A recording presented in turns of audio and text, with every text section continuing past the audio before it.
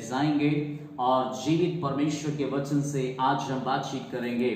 आज मैं आपके बुलाए जाने पर, आपकी बुलाहट के ऊपर मैं आज आपसे बात करना चाहता हूँ। बाइबल के अंदर यीशु मसीह ने अपने लोगों को बुलाया और बुलाहट के विषय में जब हम बात करें तो बाइबल ऐसा कहती, तुम अपने बुलाए जाने और अपने चुन लिए जाने को तुम सोचो कि तुम क्यों बुलाए गए हो।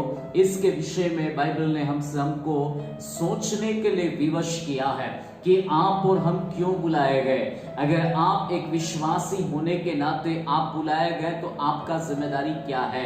आप अगर एक सेवक होने के नाते बुलाए गए तो आपका जिम्मेदारी क्या है। आपके जीवन में आपको जो भी बुलाहट मिली, उस बुलाहट के पीछे एक बड़ी जिम्मेदारी है। आप और मैं इस बुलाहट को साधारण नहीं समझ सकते, इस बुलाहट को हम छोटी बात नहीं समझ सकते।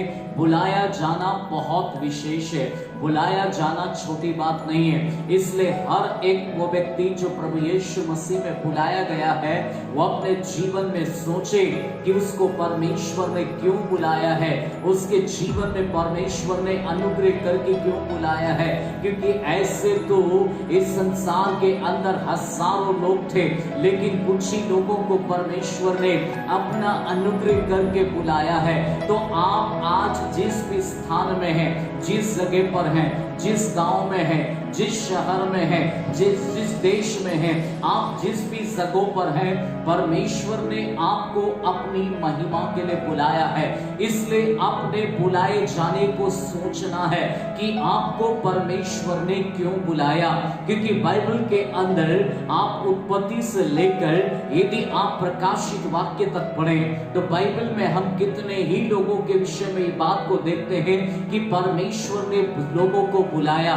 कई लोगों का स्पष्ट नाम लेकर परमेश्वर ने बुलाया और कईयों के जीवन पर परमेश्वर ने अपना अनुग्रह करके उनको बुलाहट दी और उस बुलाहट के पीछे उनको एक बड़ी जिम्मेदारी के साथ में परमेश्वर ने उनको बुलाया। जैसे उदाहरण के रूप में आप अब्राम की बात करो, बाइबल कहती अब्राम को परमेश्वर ने बुलाया और बुलाने के बाद बाइबल ऐसा कहती है कि अब्राम परमेश्वर के वाणी को सुनकर और उसके वचन को मानकर उस देश को निकल गया जहां पर उसको परमेश्वर भेजना चाहता था। तो उसने अपने जीवन में अपनी बुलाहट को पहचाना कि परमेश्वर ने उसको वचन दिया, उस वचन पे वो खड़ा रहा और उस वचन के आधार पर अपने जीवन में वो निकल पड़ा। उसके जीवन का आधार कोई नहीं था, परमेश्वर का वचन था। इसलिए बाइबल कहती है यहोवा के इस वचन के अनुसार अब्राम अपने देश, अपने लोगों, अपने जन्मभूमि को छोड़कर उस देश को निकल गया जिस देश को उसको जाने को परमेश्वर ने कहा था। परमेश्वर ने निकलने के विषय में बात किया और उसको ना तो जगह मालूम है, ना उसको कहां रुकना वो भी नहीं मालूम है, उसको किस जगह पर जाना है, कितने लोगों के साथ जाना है, क्या क्या करना है नहीं मालूम। लेकिन अब्राम अपने जीवन की बुलाहट में पक्का था, अपने जीवन की बुलाहट में मजबूत था। इसलिए बुलाहट में एक व्यक्ति को जब परमेश्वर बुलाता है उसको चाहिए कि वो अपने जीवन में अपने बुलाने वाले की ओर अपनी आंखें लगा के रखे, अपने कान अपने बुलाने वाले की ओर लगा के रखे। क्योंकि आपको जो कंपनी भर्ती करती है, आपको जो कंपनी आपको बुलाती है, आपको आमंत्रित करती है, तो आपकी योग्यताओं को देखती है। आपका पढ़ाई देखना, आपका कौन सा डिप्लोमा किया है, आपने क्या कोर्स किया है, वो सारी चीजों को देखते हुए और उनकी कंपनी में आपका क्या क्या काम हो सकता है, वो सारी चीजों को देखते हुए वो आपको भर्ती करते हैं, वो आपको बुलाते हैं। इस प्रकार से जब आप अपने बुलाए जाने का कर्तव्य आपको मालूम होता है, आपको ये काम के लिए सिलेक्ट किया गया है, तब आप दूसरा काम नहीं संभाल सकते। आपको जो काम दिया गया आप उसी काम को फोकस करते हुए आप अपने जीवन में आगे बढ़ते हैं। इसी प्रकार से अब्राम के जीवन में परमेश्वर ने अब्राम को बुलाया। उसके और भी भाई थे और भी सब पूरे खानदान में वाले लोग थे, लेकिन परमेश्वर की नजर अब्राहम की दृष्टि पर पड़ी और अब्राहम परमेश्वर की नजर में परमेश्वर के लिए बहुत ही विश्वास योग्य है, परमेश्वर की नजर में बहुत ही धर्मी पुरुष है, परमेश्वर की नजर में अब्राहम बहुत ही सीधा है। इसलिए परमेश्वर ने अब्राहम को अपनी महिमा के लिए बुलाया और जब बुलाहट मिली तो उसके जीवन में अपने बुलाए जाने पर वो खरा निकलता है। बाइबल ऐसा कहती है, जब अब्राहम कुछ ही दूरी पर जाने के बाद आगे जब रास्ता नहीं सूझ पड़ता था, तब वो यहोवा के लिए एक वेदी बनाकर उस वेदी के सामने बैठकर यहोवा परमेश्वर से प्रार्थना करता था, हे परमेश्वर, आगे मैं क्या करूं, आगे मैं कहां जाऊं, आगे मैं कौन से रास्ते को चुनूं, मेरे लिए आगे क्या है। मुसीबत उसके जीवन पर भी थे, समस्याएं उसके ऊपर थे, लोगों की रुकावटें उसके ऊपर भी थे, राजाओं का लिए राजा लोग उसके लिए भी रुकने का बसे थे। ऐसी कई हालात, ऐसी कई परिस्थितियां अब्राहम के जीवन के ऊपर भी थे। उसके बुलाए जाने पर भी हजारों प्रकार की समस्याएं थी, लेकिन उसने अपने जीवन की बुलाहट में, अपने जीवन के चुने जाने पर वो मजबूत था, इसलिए अपने जीवन में वो रुका नहीं वरन बढ़ते गया है।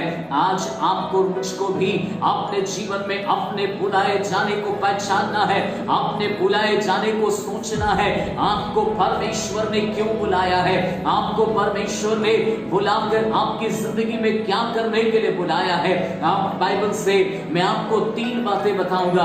आज जो परमेश्वर के वचन सीखने जा रहे हैं वो 3 बातें सीखने जा रहे हैं, बुलाहट के ऊपर है। तो आप बाइबल के अंदर में मरकुस उसका 3रा अध्याय उसका जो है 13 वचन से हम पढ़ेंगे। 13 वचन, उसी में परमेश्वर ने 3 बातें आपके मेरे सामने दी है। अपने बुलाए जाने के ऊपर 3 बातें हैं, उसके ऊपर हम परमेश्वर के वचन से बात करेंगे। पहली बात यह लिखा है, वह पहाड़ पर चढ़ गया और जिन्हें वह चाहता था उन्हें अपने पास बुलाया। प्रभु यीशु मसीह यहाँ पर जब 2000 वर्ष पहले इस दुनिया के अंदर था, तब प्रभु यीशु मसीह ने अपने चेलों को अपने पास बुलाया। यह एक शब्द आया है, जिन्हें वो चाहता था उन्हें उसने अपने पास बुलाया। बुलाया जाना सबके लिए हो सकता है, लेकिन चुना जाना बहुत विशेष लोगों के लिए होता है। इसलिए परमेश्वर का पुत्र यीशु मसीह जब इस संसार में आया तो प्रभु यीशु मसीह ने अपने लोगों को चुनकर उन्हें बुलाया और उनको बुलाकर अपने पास रखा। ये परमेश्वर जिन्हें चाहता था उन्हें उसने परमेश्वर ने बुलाया और अपने पास बुलाया। प्रभु यीशु मसीह ने अपने पास उनको बुलाया। अब जिनको बुलाया प्रभु यीशु मसीह ने, वे सारे मछुआरे थे। अपने जीवन के अंदर मछुआरे लोग, कड़ी मेहनत करने वाले लोग, और जिनको बुलाया है वो साधारण जरूर थे, लेकिन जीवन के अंदर वे हिम्मती थे। वे मौसम का प्रभाव उनके जीवन पर नहीं था। वे जीवन में ठंड को नहीं देखते थे, बारिश को नहीं देखते थे। वे जीवन के अंदर अपने बुलाए जाने में वे बहुत ही महत्वपूर्ण थे और अपने जीवन में वे इस बात को लेकर अपने जीवन में बहुत सतर्क थे। इसलिए उन्होंने, प्रभु यीशु मसीह ने हर किसी को नहीं बुलाया। प्रभु यीशु मसीह ने जब यहाँ पर बुलाहट दिया तो प्रभु यीशु का वचन कहता है, जिन्हें वो चाहता था उनको चुनकर उसने अपने पास बुलाया। उन्हें उसने अपने पास बुलाया। तो अब उसने अपने पास क्यों बुलाया? क्योंकि वो चाहता था कि ये बुलाए जाने वाले लोग जो है वे परमेश्वर को देखें। क्योंकि आपका बुलाया जाना आपके मेरी जिंदगी में आपका और मेरा खूबी नहीं था।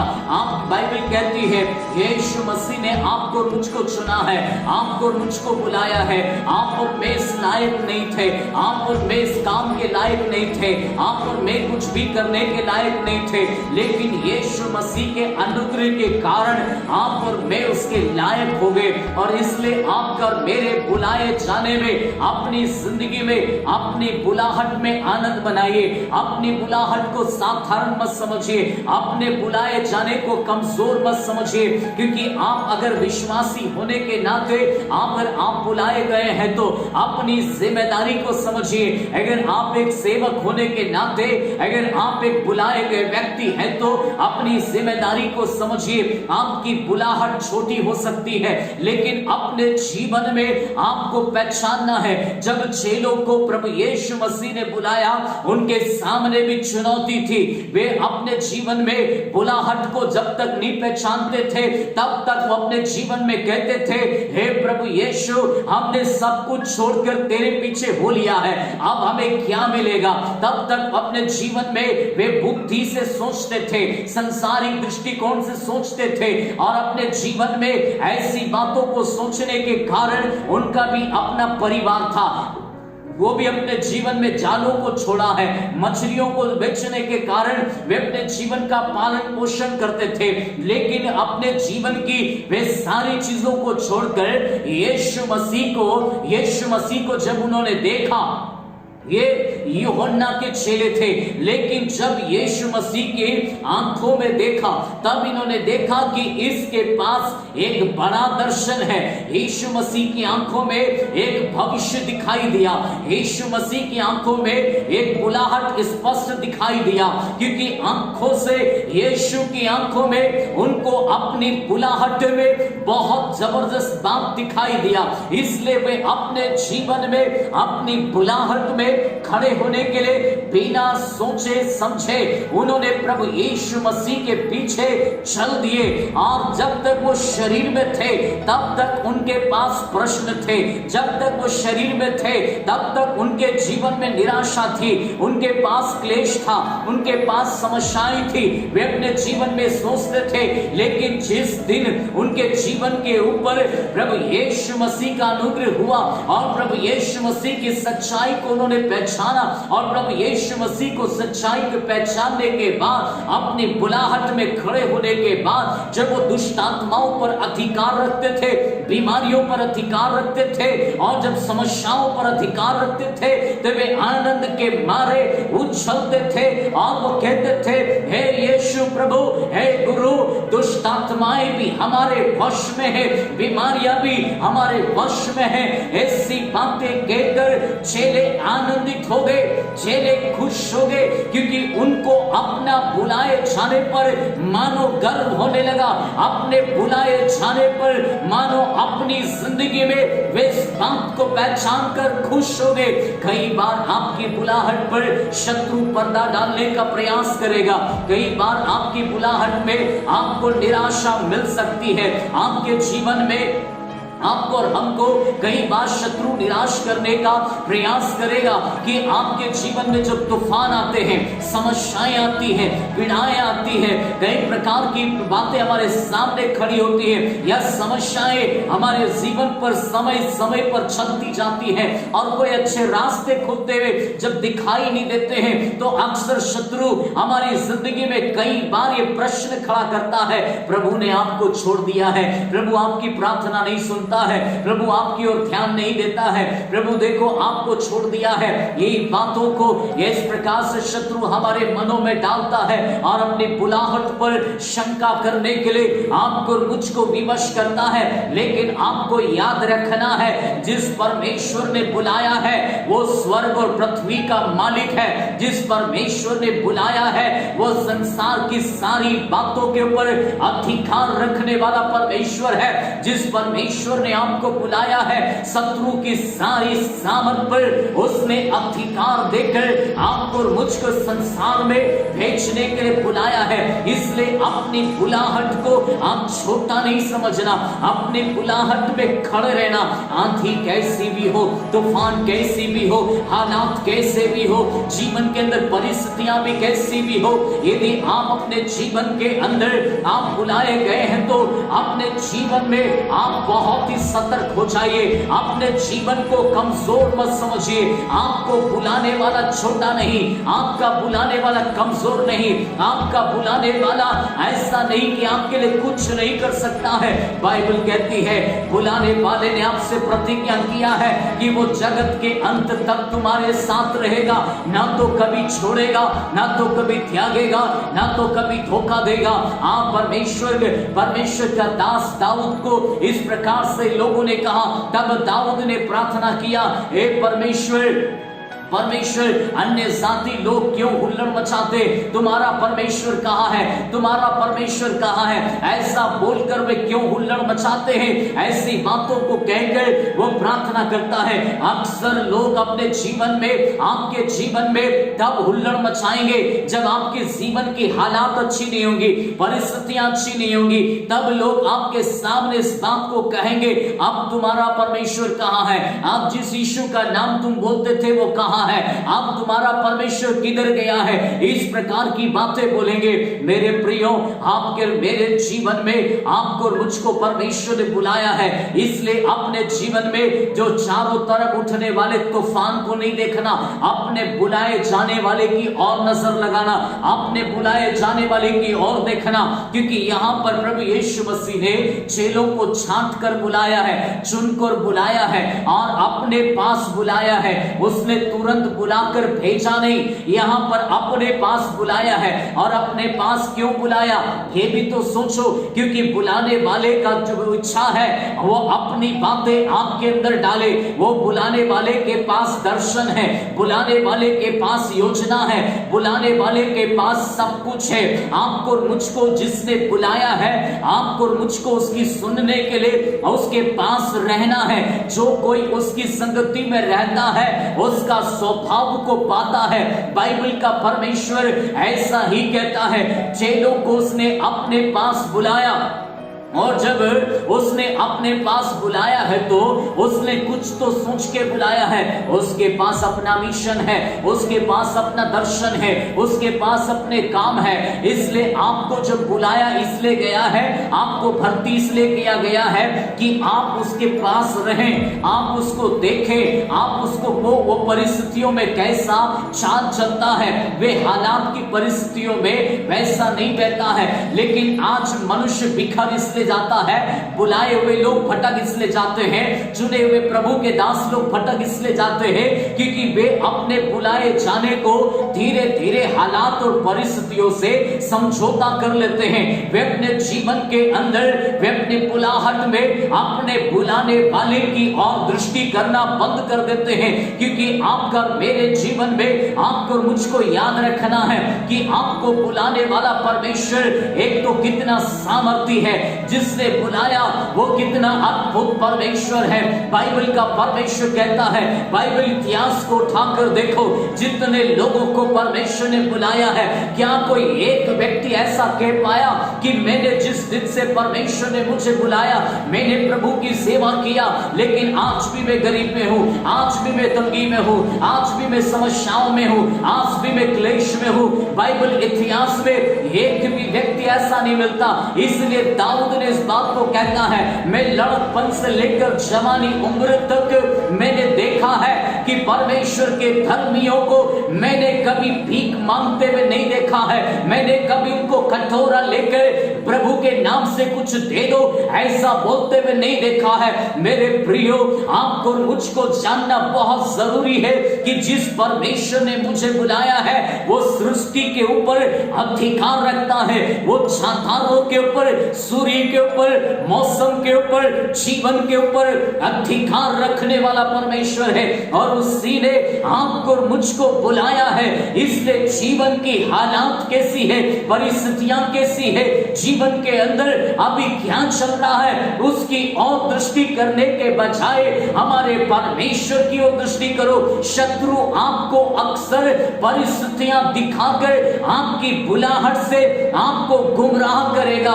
उसका काम ही है आपकी बुलाहट से आपको भटकाना, क्योंकि आपकी बुलाहट में हजारों लोग छुपा हुआ है, आपकी बुलाहट से हजारों लोग उद्धार पाएगा।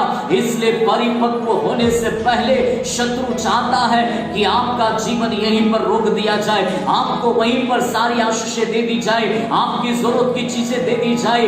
इसलिए कितने सेवक लोग, कितने विश्वासी लोग अब प्रभु में आने से पहले जीवन में कमजोर थे, गरीब थे, हालात खराब थे, लेकिन शत्रु ने सोचा इनको धन संपत्ति का आशीष दे दो तो शायद ये अपने जीवन में, अपने सुख सुविधाओं में रहकर शायद ये अपने बुलाहट से पीछे हो जाएंगे। इसलिए कितने लोगों के पास में धन संपत्ति यूं ही मिल जाता। आप खुद सोच कर देखो, यीशु मसीह के पास शत्रु शैतान आता है, यीशु के पास अपना मिशन है, यीशु के पास अपना कार्य है, यीशु के पास बुलाहट बड़ी है। यीशु मसीह को कई बार उसने कहा तू यहूदियों का राजा बन जा, कई बार उसने ऑफर दिया, कई बार उसने आकर ऐसी बातों को कहा।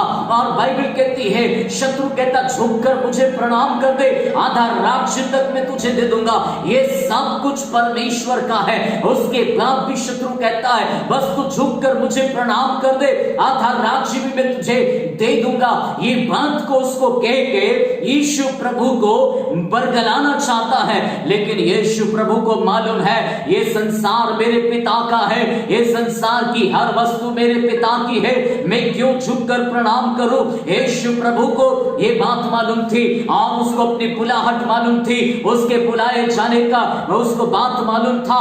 इसलिए कभी भी यीशु मसीह किसी बात में नहीं आया। उसके सामने हजारों रुकावट थी, हजारों परिस्थितियां थी, लेकिन अपने आप को संभाला उसने और अपने बुलाए जाने पर उसको अपने जीवन में शंका नहीं था। लेकिन यीशु मसीह ने अपने 12 लोगों को चुना, क्योंकि यीशु को मालूम था मेरे पास मात्र 3.5 साल का समय है, उसके बाद मैं संसार को छोड़कर चले जाऊंगा। लेकिन जिन 12 को प्रभु यीशु ने चुना है उनको सोच समझकर बुलाया है, साधारण नहीं बुलाया है। बहुत प्रार्थना करके यीशु पहाड़ी पर चढ़ गया और वहां पर यीशु ने अपने पास बुलाया है। अपने पास बुलाना, अपने पास बिठाना, ये हर किसी के बस में नहीं है। हर किसी को बुलाया नहीं जाता, विशेष व्यक्ति को बुलाया जाता है। उसके अंदर क्वालिटी है, उसके अंदर विशेषता है, तभी उस व्यक्ति को बुलाया गया है। ऐसे ही किसी को नहीं बुलाहट मिलती। इसलिए मेरे प्रियो, अपनी बुलाहट में आप कमजोर नहीं होना, अपनी बुलाहट को खोना नहीं। आपको बुलाने वाला सच्चा है, इस बात को याद रखना है। आप निराश नहीं होना, दुखी नहीं होना, वरन अपने बुलाहट में, अपने जीवन में खड़े रहना। आज हालात क्या है उसको मत देखो, अपने बुलाने वाले को देखो। आपको प्रभु ने क्यों बुलाया है, और जिन जिन लोगों ने अपने जीवन में ऐसे समय में परमेश्वर की ओर देखा, वे सारे लोग अपने जीवन में आने वाली चीज को देखकर वे सारे दुख को झेल लिया। अपने जीवन में पौलुस को जब बुलाहट मिली तो कितनी बार वो समुद्र में घिरा, कितनी बार उसने मार खाया, कितनी बार उसने बेते खाया, लेकिन जीवन के अंदर उसको मालूम था मेरा जो बुलाहट है वो यही खत्म नहीं हो जाता। मेरा बुलाने वाला सच्चा है, वो अपने जीवन के अंदर, जीवन के मुकुट के लिए, अपने जीवन की इस संसार का दुख उसके लिए कुछ भी नहीं था, क्योंकि उसको मालूम पड़ गया मेरा बुलाने वाला सच्चा है और जीवन का मुकुट मुझे वहां मिलेगा। इसलिए वो शरीर की परवाह किए बिना अपनी जिंदगी में आगे बढ़ गया। दूसरी बात इसी में लिखा है, दूसरी बात और लिखा है, उन्हें अपने पास बुलाया और वे उसके पास चले आए। प्रभु यीशु मसीह ने उनके पास चले आए। 14 पद, तब उसने 12 को नियुक्त किया कि वे उसके साथ रहे। दूसरी बात, प्रभु यीशु मसीह ने उनको अपने पास बुलाया, ये पहली बात। दूसरी बात, उसने चाहा कि ये सारे के सारे ले इन सब को नियुक्त किया कि यीशु प्रभु के साथ रहे। पहली बात बुलाहट, सेकेंड बात यीशु के साथ रहना। देखिए, अब यीशु के साथ रहना कितना महत्वपूर्ण है। अब ये शिक्षा है, बुलाए जाना तुरंत एक बार आपको बुला लिया और बुलाने के तुरंत बाद आपको सेवकाई नहीं है। यीशु प्रभु ने अपने चेलों को 3.5 साल तक अपने साथ रखा है। ये उनके जीवन में सीखने का प्रोसेस था। आज कई विश्वासी लोग, आज कई सेवक लोग सीखने का मन नहीं रखते। आज मेरे प्रियो, इसलिए आज छोटी सी परिस्थिति आने पर विश्वासी लोग भटक जाते, सेवक लोग भटक जाते।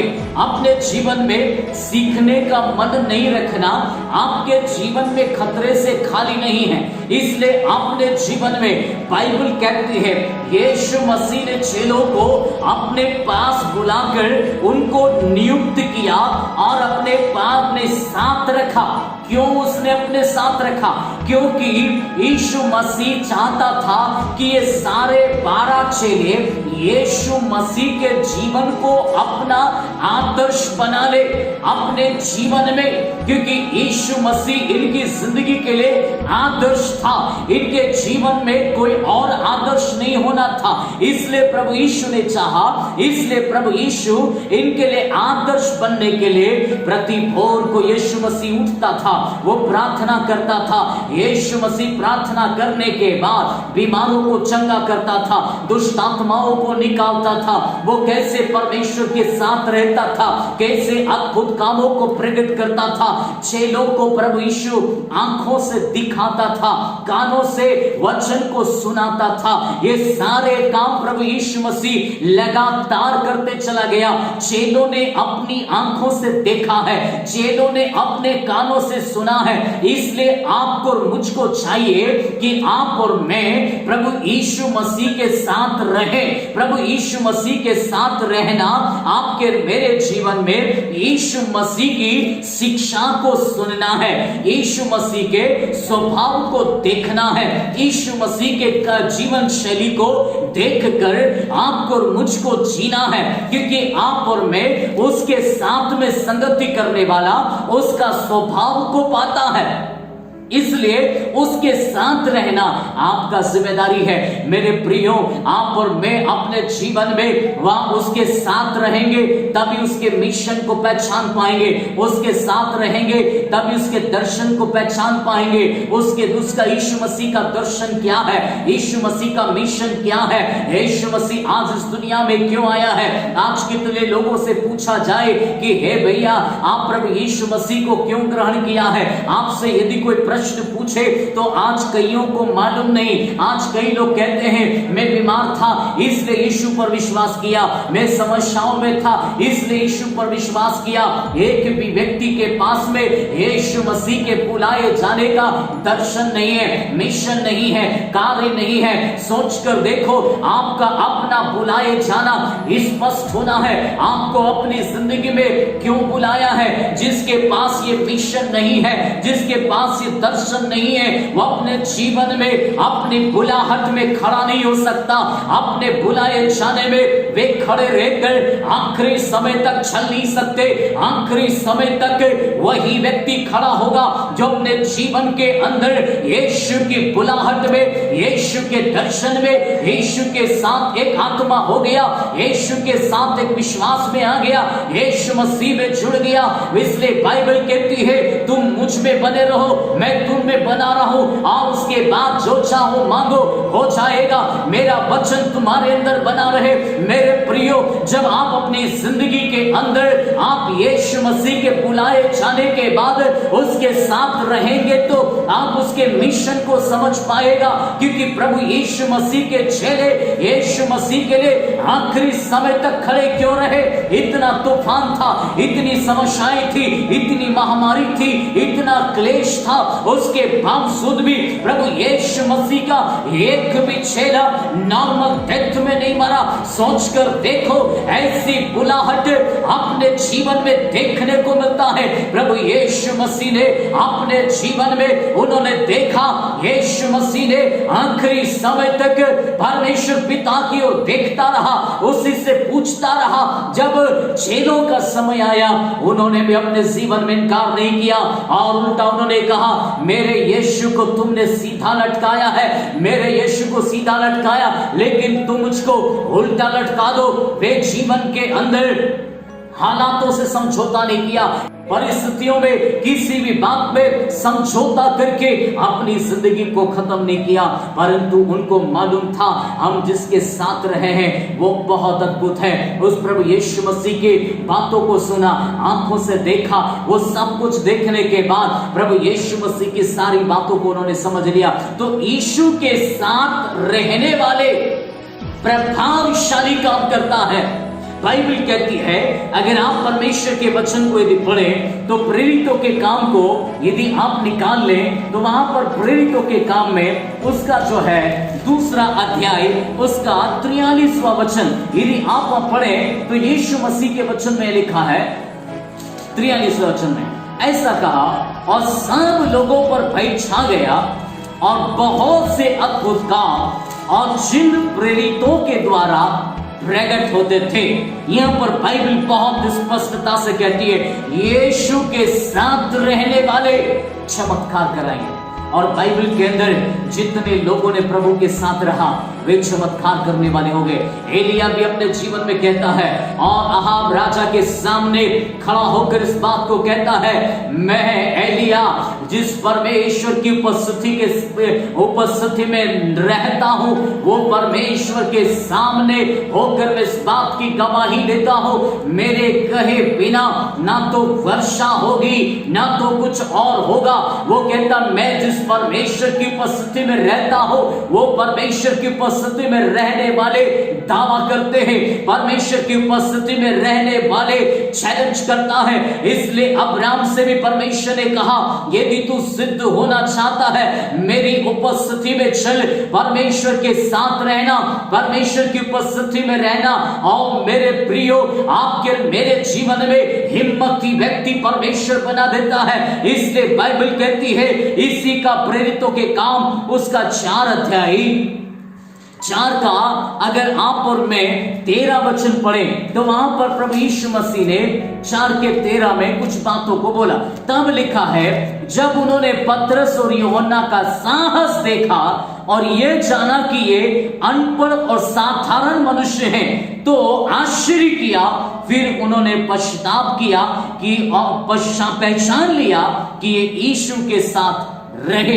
बाइबल का परमेश्वर ऐसा कहता है जब लोगों ने देखा, पहले तो लोगों को समझ में नहीं आया, लेकिन जब लोगों ने यीशु मसीह के साथ चेलों को देखा तब तरह तरह की बातें किया होगा। लोग कहते होंगे अपनी जवानी उम्र में ये शायद पागल हो गया है, ये बाइबल लेकर घूम रहा है। लोगों को समझ में नहीं आएगा। आपके जीवन में आपकी बुलाहट पे हजारों लोग प्रश्न खड़ा करेंगे, हजारों लोग कहेंगे अरे तू पागल हो गया क्या, ये बाइबल लेकर चलने से तुझे क्या मिलेगा, यीशु का नाम बोलने से तुझे क्या मिलेगा। ऐसे तरह तरह की बातें लोग आपके सामने कहते होंगे, लेकिन परवाह नहीं करना। बाइबल का परमेश्वर कहता है इन प्रभु के जनों को जब परमेश्वर ने बुलाया तब लोगों ने इनके सामने भी प्रश्न खड़े किए, लेकिन एक समय आया यीशु मसीह के साथ रहने के कारण लोगों ने पतरस और यूहन्ना को पहचाना।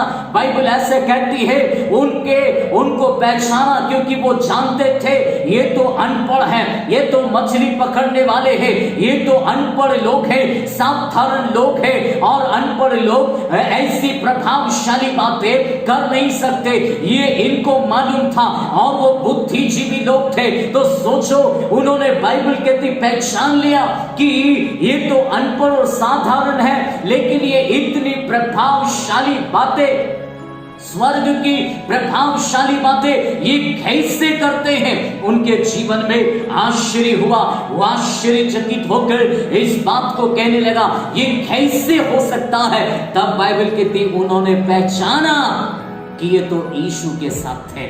हालेलुया, ये तो यीशु के साथ थे। यीशु के साथ रहने वाले प्रभावशाली काम करते हैं, यीशु के साथ रहने वाले दुनिया को हिलाते हैं, यीशु के साथ रहने वाले अपने जीवन में चमत्कार को लेकर जीते हैं, यीशु के साथ रहने वाले अपने जीवन के अंदर स्वर्ग के राज्य को लेकर जीता है। यीशु के साथ रहने वाले अपने जीवन में डरपोक अवस्था में नहीं होते, वरन परंतु प्रभु यीशु मसीह के साथ रहने वाले अपने जीवन में प्रभावशाली बातों को बोलता है। यहाँ पर प्रभु यीशु मसीह के साधारण दिखने के लिए साधारण जरूर थे, लेकिन उनकी बातें प्रभावशाली थी, उनके कार्य प्रभावशाली थे। उनके जीवन में लोगों ने जिन जिन लोगों ने देखा वे सारे लोग उनकी बातों को सुनकर विश्वास करने लगे। वो कहने लगे ये तो साधारण दिखने के लिए है, लेकिन इनके मुंह से तो प्रभावशाली बातें निकलती है। और ये इस बात को स्वयं कहने लगे ये तो यीशु के साथ थे, और यीशु के साथ रहने वाले ही आने वाली बातों को प्रकट करेंगे। यीशु के साथ रहने वाले ही यीशु मसीह के हृदय को समझकर यीशु मसीह की बातों को संसार में प्रकट करेंगे। लेकिन जो यीशु मसीह के साथ नहीं, वो यीशु मसीह के दर्शन को नहीं समझ सकते। जो यीशु के साथ संगति नहीं करते, जो यीशु के साथ नहीं रिश्ता है, जिनका कनेक्शन यीशु के साथ नहीं है, वो यीशु के मन को समझ नहीं सकते, यीशु के दिल को समझ नहीं सकते। इसलिए मेरे प्रियो, इस अंतिम समय के अंदर, इस दुनिया के अंत में, दुनिया के अंतिम कगार पर खड़े होने वाले हर एक व्यक्ति को चुनौती है कि आपको और मुझको चाहिए कि हम यीशु की उपस्थिति में रहे, यीशु के साथ रहे, यीशु की संगति में रहे। क्योंकि यीशु की संगति आपको कमजोर नहीं होने देगी, यीशु की संगति आपको गिरने नहीं देगी, यीशु की संगति आपके जीवन में आपको बौखलाने नहीं देगी, वरन आपको यीशु की संगति आपको हिम्मत देगी, आपको बल देगी, आपको सामर्थ्य देगी, आपको शक्ति देगी, आपको चलाएगी, आपको प्रभावशाली बातें बोलने में आपकी मदद करेगी, जरूरत के अनुसार चमत्कार होने में भी आपकी और हमारी सहायता करेगी। इसलिए आज की हालात को मत देखिए, आज की परिस्थितियों को मत देखिए। जब जब चेलों के सामने ये परिस्थितियां आया, तब तब भी चेले लोग अपने जीवन में प्रभु की उपस्थिति में गए, प्रभु से पूछा, प्रभु से बात किया। मेरे प्रियो, अगर जीवन के अंदर आज महामारी है तो इस बात को लेकर घबराना नहीं, वरन प्रभु की उपस्थिति में बैठना। हमारे जीवन की शांति वही है, हमारे जीवन की उन्नति वही है, हमारा उज्जवल भविष्य वही है। यीशु मसीह के पास हमारे लिए सारी योजना है। जिसने बुलाया है उसने आपका जन्म से लेकर आपके मृत्यु तक का योजना उसने बनाकर रखा है, जो समय समय पर आपके और मेरी जिंदगी में होगा। कितने लोग अपने जीवन में किस्मत की बात करते हैं, कितने लोग कहते हैं मेरी किस्मत में ऐसा ही लिखा था इसलिए मेरे साथ ऐसा हो गया। अक्सर लोग किस्मत में जब भी बात करते हैं तो दुख की बात करते हैं। किसी का बीवी चला जाए तो लोग कहते हैं मेरे किस्मत में लिखा था, किसी की बीवी मर जाए तो लोग कहते हैं मेरी किस्मत में था, किसी की नौकरी चली जाए तो लोग कहते हैं मेरी किस्मत में था, किसी के जीवन की हालात बिगड़ जाए, बीमारी आ जाए तो लोग कहते हैं ये मेरी किस्मत था। मेरे प्रियो, यदि आप अपनी जिंदगी में किस्मत की बात करो तो आप अपने जीवन में, आपको जिस परमेश्वर ने बुलाया आपके जीवन में, उसने कभी भी ऐसी किस्मत नहीं लिखा कि आपके जीवन में ऐसी हालात बिगड़ेगी, ऐसी परिस्थितियां बिगड़ेगी। ये किस्मत नहीं। आपके और मेरे जीवन में ये बाइबल का परमेश्वर कहता है आपके और मेरी जिंदगी को बुलाने वाला सच्चा है, लेकिन कुछ परिस्थितियां हमारी जिंदगी में कुछ न कुछ सिखाने के लिए आपके और मेरे जीवन में आता है। आप खुद सोचो, जब से लॉकडाउन आपके और मेरे देश में हुआ है तब से हमारा आत्मिक जीवन कितना बड़ा है, प्रार्थना का जीवन कितना बड़ा है। अपने आप को जांचने का मौका आपको मुझको मिला कि नहीं मिला? आप खुद सोचकर देखो तो आत्मिक लोगों को फायदा हुआ कि नहीं? हम में से हर एक लोगों को परमेश्वर की उपस्थिति में बैठने का मौका मिला। जब तक अपने जीवन में सारी बातें अच्छी थी, सब कुछ नॉर्मल था, तब सारी चीजें मिलकर चल रही थी। लेकिन जैसे ही हालात बिगड़े, परिस्थितियां बिगड़ी, हर एक व्यक्ति अपने जीवन के लिए सतर्क हो गया। हर एक व्यक्ति अपने जीवन में झांकने लगा, देखने लगा मेरी जिंदगी में मैं क्लियर हूं कि नहीं। वचन जानना काफी नहीं, लेकिन वचन के अनुसार टटोलना, जांचना जरूरी है। इसलिए हर एक व्यक्ति का आत्मिक स्तर में ऐसा विश्वास करता हूं कि इन दिनों में लोगों ने अपने आत्मिक जीवन को सुधारा है, आत्मिक जीवन को बढ़ाया है, आत्मिक जीवन में प्रार्थना स्तर को बढ़ाया है। अपने जीवन में लॉकडाउन खुलने के बाद वास्तव में मैं आपको चैलेंज करना चाहता हूं, आपका विश्वास का जीवन दुगना होगा, आपका सेवकाई दुगनी रीति से बढ़ेगी, आपके जीवन में आपका सब कुछ बेहतर होता चला जाएगा, क्योंकि परमेश्वर ने इन दिनों में जो आपका जीवन प्रतिदिन आप परमेश्वर की उपस्थिति में बैठकर जो अपने आप को जांच पड़ताल कर रहा है, ये ही आपकी जिंदगी में रंग लाएगा। आप विश्वास करें, लॉकडाउन खुलने के बाद आप साधारण नहीं होगा, परंतु सामर्थ के साथ में खड़ा होगा, दुष्ट आत्माओं को निकालेगा, बीमारों को चंगा करेगा, अद्भुत कामों को प्रकट करेगा, क्योंकि यीशु के चेले यीशु की संगति करने के बाद साधारण नहीं रहे, लेकिन अपने जीवन में उन्होंने इस बात को पहचान लिया, अपने मिशन को पहचान लिया और दुगनी रीति से वे अपने जीवन में खड़े हो गए। तीसरी बात मैं आपके सामने रखूंगा, तीसरी और अंतिम बात करके हम आखिरी में प्रार्थना करेंगे। बाइबल कहती है तीसरी बात में 15 पद में, तो उसके साथ रहे और उसके बाद प्रभु यीशु ने उसके साथ रहे और वह कहता है उन्हें भेजे कि वे प्रचार करें, और उसके बाद लिखा दुष्ट आत्माओं को निकालने का अधिकार रखे, और वे ये सब शमौन जिसका नाम उसने पतरस रखा था। तब यीशु ने पहली बात क्या बोला? बुलाया। दूसरी बात क्या कहा? उसने अपने साथ रखा। तीसरी बात क्या कहता है? यीशु ने बुलाया इसलिए नहीं कि जिंदगी भर वो एक जगह पर बैठे रहने के लिए नहीं बुलाया, बाइबल कहती है भेजने के लिए बुलाया। हालेलुया। आपको और मुझको प्रभु यीशु ने कहा, वो अपने साथ रखने का एक समय था। एक समय के बाद प्रभु यीशु मसीह ने अपने चेलों को भेजा, और भेजा जिसने उसको मालूम था किन किन चीजों पर इनको अधिकार देना है। बाइबल कहती है जिनको भेजा उनको दुष्ट आत्मा पर अधिकार दिया, बीमारी पर अधिकार दिया, परिस्थितियों पर अधिकार दिया, सामर्थ, हर एक बातों में सामर्थ दी, और आपको अधिकार के साथ भेजा। आपको जिसने भेजा है अधिकार के साथ भेजा है। आप अधिकार पाया हुआ व्यक्ति है। अगर आप परमेश्वर की ओर से बुलाया हुआ है, आपने शिक्षा पाया है, आपने शिक्षा अगर पा लिया है, तो अब आपके जीवन के ऊपर जिम्मेदारी है। अब अपने भेजे जाने पर भरोसा रखें, अपने जीवन पर भरोसा रखें। अगर आप एक कलीसिया में एक विश्वासी हैं, तो आप ये मत सोचिए जीवन के अंदर कि मैं जिंदगी भर एक विश्वासी होने के नाते केवल मैं अपने जीवन को संभालना है। वो तो है ही है, लेकिन इसी के साथ में आपको कलीसिया में रहते हुए आपको परमेश्वर ने भेजा है, क्योंकि परमेश्वर हर एक व्यक्ति को चेला बनाता है। नए नियम के अंदर आप एक विश्वासी नहीं, वरन आप एक चेला है, और चेले का काम है अपने गुरु की बात को मानना, अपने गुरु की बात को पहचानना। ये हर चेले की जिम्मेदारी है। और प्रभु यीशु मसीह आपका और मेरा गुरु है, और प्रभु यीशु मसीह ने आपको और मुझको भेजा है, और जिसने भेजा है उसके पास एक बड़ा दर्शन है। इसलिए वो कहता है, वो प्रभु यीशु मसीह कहता मेरा खेत पक गया है और मुझे कुछ मजदूर चाहिए। अगर आप कहते हैं वो व्यक्ति मैं हूं, तो यीशु कहता जाओ, मुझे एक सेवक का जरूरत है, मुझे एक चेले का जरूरत है, मुझे एक मजदूर का जरूरत है। मेरे प्रियो, आप प्रभु यीशु मसीह को एक फसल काटने के लिए एक मजदूर का जरूरत है। उसको कोई और बड़ी पदवी का व्यक्ति नहीं चाहिए, बिशप नहीं चाहिए, कोई और नहीं चाहिए, कोई और नाम नहीं चाहिए, कोई और पदवी नहीं चाहिए। यीशु के पास यदि वैकेंसी है तो मजदूर की वैकेंसी है। और मजदूर शब्द इसलिए प्रभु यीशु ने इस्तेमाल किया है क्योंकि मजदूर कभी अपने जीवन में मौसम को नहीं देखता, धूप को नहीं देखता, गर्मी को नहीं देखता, बारिश को नहीं देखता। आप रात और दिन देखिए, मजदूर लोग अपना काम करता है। अभी जितने लोग सड़कों पर उतरा हुआ है वो सब मजदूर लोग हैं। वे 1200 किलोमीटर 1500 किलोमीटर पैदल चलकर निकल गया है। मेरे प्रियो, सोचकर देखो, उनकी हिम्मत को देखो, उनके जीवन की देखो।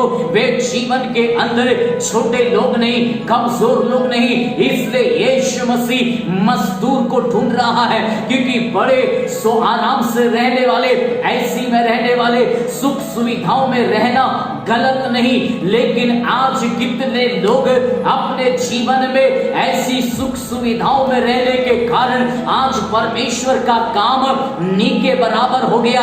कई लोग आज कहता है मुझे ये सुविधा नहीं मिलेगा, मैं नहीं प्रचार कर सकता, मैं नहीं आ सकता, मुझे ऐसी चाहिए, मुझे ये चाहिए, मुझे ऐसी महंगी गाड़ी चाहिए। इस प्रकार की भावनाओं में जीने वाले लोग परमेश्वर के राज्य के लिए इस्तेमाल नहीं हो सकता। मेरे प्रियो, प्रभु यीशु मसीह को एक मजदूर की आवश्यकता है। यदि आप कहते हैं वो मैं हूं, तो यीशु कहता है आपके हाथ में 2 धारी तलवार दे दिया है, उसको लेना है, खड़ा हो जाना है, कार्य करना है, क्योंकि यीशु ने आपको भेजा है। आपको भेजा है तो इसलिए नहीं, ऐसे नहीं, अधिकार देकर भेजा है। मेरे प्रियो, सोच कर देखो, अगर आपके शहर का एक कलेक्टर हो, आपको कलेक्टर की कुर्सी पर बिठाने के बाद आपको शहर की गतिविधियों के ऊपर कलेक्टर को अधिकार ना दिया जाए, तो कलेक्टर होना कोई मतलब जीवन में कोई अच्छी बात नहीं हो सकती। अगर कलेक्टर हुआ तो उसको अधिकार मिलना है, उसके अधिकारों का इस्तेमाल होना है, गतिविधियों पर, नियमों पर वो अधिकार रखना है, तब तो उस कुर्सी पर बैठने का कोई वैल्यू है। अगर केवल नाम के लिए कलेक्टर है, नाम के लिए एसआई है, नाम के लिए डिप्टी कलेक्टर है, तो और कोई कार्य ना दिया जाए, कोई काम ना दिया जाए, केवल नाम के लिए हो गया है, तो ऐसे में कोई मतलब नहीं उस पदवी का। इसलिए मेरे प्रियो, अगर यीशु ने आपको बुलाने के बाद अगर आपको उसने भेजा है, तो बाइबल कहती है अधिकार आपको देकर भेजा है। इसलिए बुलाए हुए लोग जब कमांड करते दुष्ट आत्मा को, वो पहचानती है ये चुने हुए हैं, ये अभिषिक्त हैं, ये बुलाए हुए हैं, इनके पास सामर्थ है, इनके पास पवित्रताई है, इनके पास स्वर्गीय बुलाहट है, इनके पास यीशु का अभिषेक है, यीशु का कनेक्टिविटी इनके अंदर है, इनके जीवन में है। इसलिए तो दुष्ट आत्माएं पहचानती है। क्यों? बाइबल में उस शमूएल कुरोनी के 7 पुत्रों के विषय में लिखा है कि वे 7 जो थे वे पुत्र थे, और वे सारे के सारे जाकर पौलुस के समान नकल करना चाहते थे, और वो कहना चाहते थे जिस यीशु की सेवा पौलुस करता है, उसी यीशु के नाम से हम तुझे आज्ञा देते हैं, निकला, ऐसा कहते थे। तब उनको दुष्ट आत्मा ने देखा, और दुष्ट आत्मा कहती है मैं यीशु को जानती हूं, मैं पौलुस को जानती हूं, लेकिन तुम कौन हो? ये बात को उन्होंने देख कर उनके ऊपर मानो ऐसा लपक गई कि उनके कपड़े तक निकाल कर फाड़ कर फेंक दिया, और वे पूरी तरह से नंगे होकर भागे। ऐसी बुरी दशा उनके जीवन में कर दिया। मेरे प्रियो, दुष्ट आत्मा को मालूम है आपका बुलाने वाला आपको चुना है, उसके प्रति आपका विश्वास क्या है, उसके प्रति आपका समर्पण क्या है। दुष्ट आत्माएं पहचानती है, बीमारी पहचानती है, समस्याएं पहचानती है, हालात पहचानते हैं। जो जो समस्याएं हैं, आप जहां पर भी खड़े हो जाए, वे समस्याएं आपको पहचानती हैं कि आप बुलाया हुआ व्यक्ति है, आप चुना हुआ व्यक्ति है। इसलिए अपनी बुलाहट में आप शंका नहीं करना, वरन जिसने भेजा है केवल आपको और मुझको, अपने बुलाने वाले ने अपना नाम आपको दिया है, अपना नाम उसने आपको दिया है।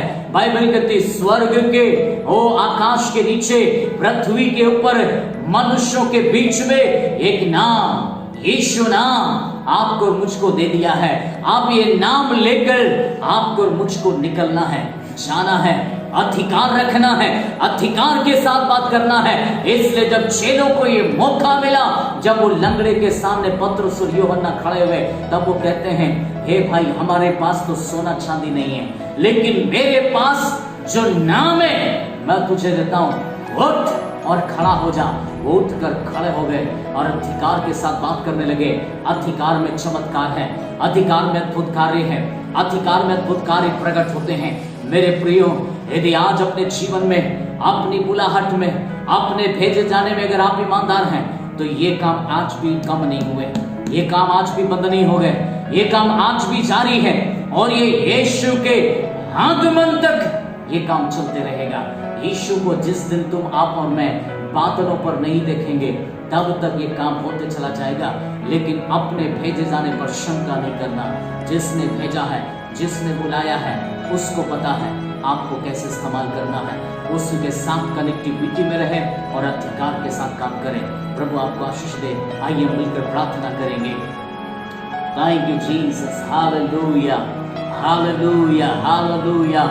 ओ स्वर्ग के महान परमेश्वर, हम आपको धन्यवाद देते हुए प्रभु हम आपके पास आते हैं और हम आपसे प्रार्थना करते समय जितने लोगों को प्रभु आपने बुलाया है और अपनी बुलाहट में आज खड़े हैं, चाहे वो विश्वास में हो, चाहे वो सेवकाई में हो, चाहे वो आराधक के रूप में हो, चाहे वो भविष्यवक्ताई सेवकाई में हो, चाहे वो दर्शन देखने की सेवा में हो, चाहे वो पहुनाई की सेवा में हो, आपने प्रभु जिन जिन लोगों को जिस भी कार्य क्षेत्र के लिए आपने बुलाया है, मेरे प्रभु मैं प्रार्थना करता हूं ये अपनी बुलाहट में खड़े होने पाए और किसी भी रीति से गिरने ना पाए, वरन एक आदर्श बनकर इस संसार को छुड़ाने वाले बने और केवल आपकी महिमा के लिए जीने पाए। और यीशु जब तक अपनी आंखों से आपको आगमन को नहीं देखें, तब तक हम अपने अधिकारों के साथ में इस्तेमाल होने पाए। ऐसा अनुग्रह दे, आशीष दे और हर एक को आशीष दे। सुनने वाले हर एक के ऊपर आपकी अनुग्रह आशीष होती रहने पाए। सारी महिमा अगर आपको प्रभु यीशु के नाम, आमीन। प्रभु आपको आशीष दे।